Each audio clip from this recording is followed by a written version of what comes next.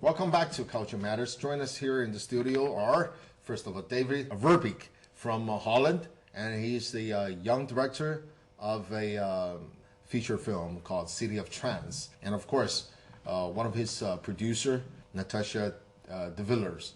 And of course, the other Chinese director, he's going to produce his new film called Black and White Photos. Let's go back to David. You're producing a show here in Shanghai. The main language actors and actresses used in the film is Chinese, Mandarin Chinese. So, you speak any Chinese? 一点点. You're directing the movie in Chinese or in English or in Dutch? In English mostly, through translator. Through translator? Through a translator, yeah. Wow. Yeah. Any obstacles have you ever faced? Sure. I mean, all the time. Dealing with the production team and actors and actresses. But at the end, I mean, there's lots of, you'd be amazed, even if you don't speak the same language at all. After weeks of working together, there's lots of small things that just kind of start to go automatically. But and you would see right away. I was surprised too. I thought it would be much more of a challenge than it actually was. And after a while, I would come into rehearsal rooms where David was rehearsing. He's directing the actors to, exactly express themselves through these emotions. And emotions, I think, don't have a language, actually. And I discovered this also when I produced this film with David. Yeah, that's true. That's interesting, when especially you feel when, right away the level of emotion, actors, the range of the actor. It comes out, and it's seen. You can tell if it's well done or not, even when you don't speak the language. Really. How long did it take to finish the film?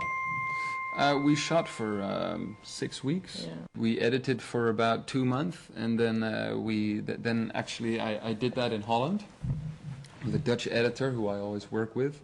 Can he or she understand the language? So, I mean, understand the script? Absolutely not. That's why one of the first tedious jobs that we had to do when we got to Holland is to subtitle. So the only part where I really need to trust somebody else other than myself is somebody who chooses the words, the precise correctly, words. Yes. Yeah, correctly. A correct interpretation and translation of my script. So, you of course, you're dependent on somebody. Okay. You have to build that connection. Yeah. I like to hear from Howland. A lot of the directors who have the film, I mean, filmed in China, and bring the films to either Japan, United States, or in some of the European countries for post-production.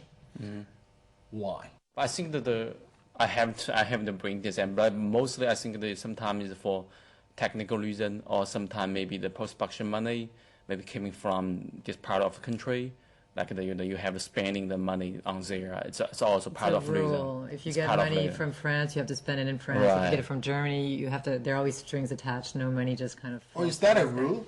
Of course, for most post-production funds around the world, You have to finish your products in the country where the funds coming from. Yeah, it's some money to help your film, but also for the country to help themselves. It's normal. It's okay, for instance, like City of Trance, for instance. Let's take this, for instance.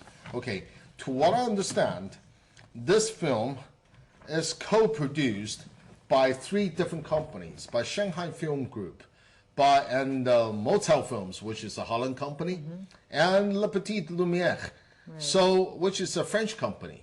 Right. Okay, so there is a Chinese company in there. So why can't you do it here in China? Is this because of a director's personal preference? Yeah, just for the editing, we did most of the post-production at the Shanghai Film Studio, but David's editor is a Dutch editor, and it's too complicated to bring the Dutch editor to China. So David went. Editing process takes a long time, so David went to do it with him. But we did all of the sound post-production in China. We did the online editing in China. My real question to Howland is, as a Chinese director, so you were trained and educated in the Western world. I mean, is there any difference in between this local market and the Western world? I don't know. I said in China right now, it's sort of it's for the film industry, sort of in the emerging kind of the stage. So right now, sometimes you have depending on how do you finding the people, how do your connection with the friends. It's sometimes you have to really you have sharp eye looking for the people, that organizing your own crew. As a producer, do you agree with him? Yeah, I totally agree with the way he just put that. Really? The crews here who are really good, because with very little, actually, they can achieve results almost maybe similar to back in the West. In the West, we're very technology assisted.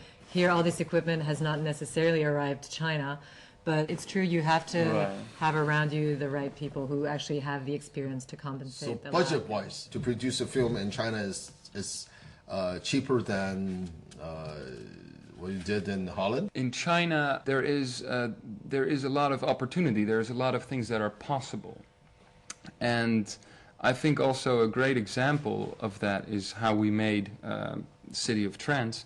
Is that a lot of people back home in Amsterdam have told me, I cannot believe you made this film for this budget. If you would have made exactly the same film in Amsterdam, it would have cost you 4 times as much, and it just wouldn't have been possible with your budget. We're so curious about the story.